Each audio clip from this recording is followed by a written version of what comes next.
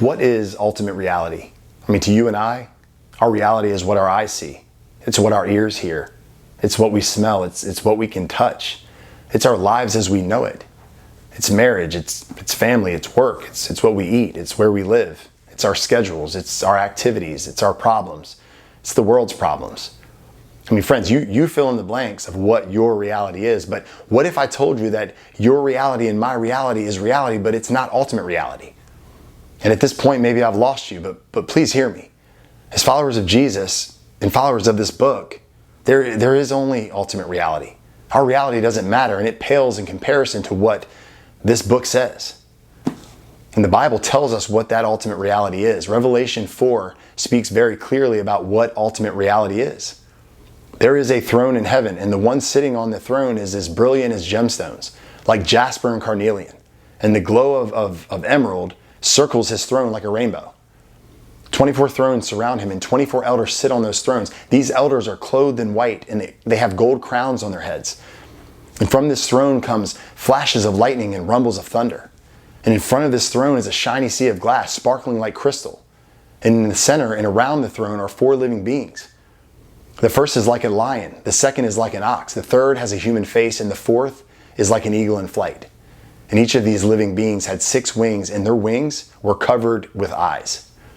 And all day and all night they say, "Holy, holy, holy is the Lord God Almighty, the one who always was, who is, and who still is to come." And the 24 elders, they fall down and they worship the one sitting on the throne.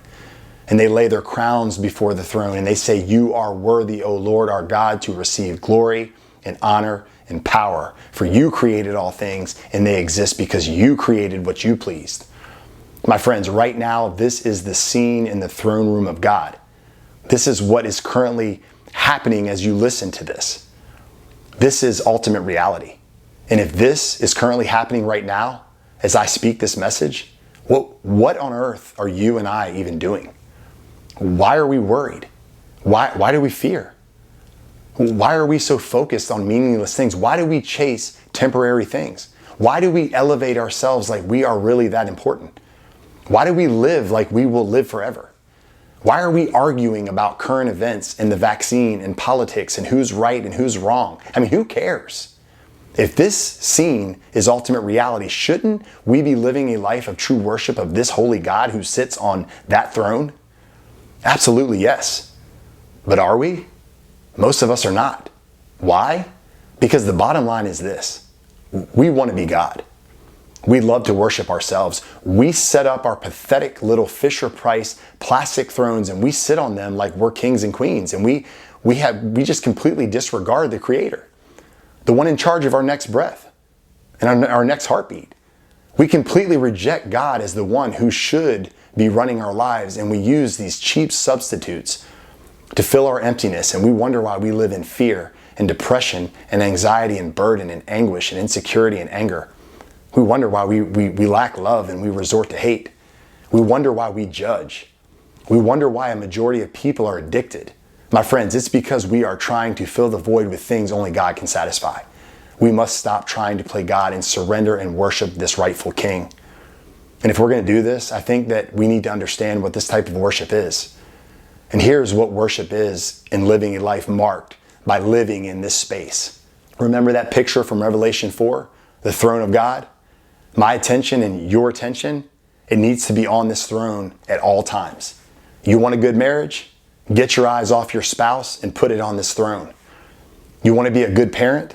Get your eyes off of everyone else and stop trying to provide the best life for your kids and get your eyes on this throne. You want to be a good employee? Get your eyes on the throne. You want to spend your money wisely? Get your eyes on the throne. You want to be a good friend? Get your eyes on the throne. You want to be a loving neighbor? Get your eyes off yourself and get your eyes on this throne. See, looking at this throne shapes reality because it is reality. As we gaze on this throne, as we stare at it and we realize who God is, we begin to see ourselves for who we really are.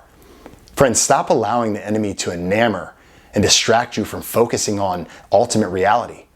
Stop allowing him to lie and deceive you into thinking that chasing the American dream is where it's at. Stop allowing him to push you into believing that this world revolves around you.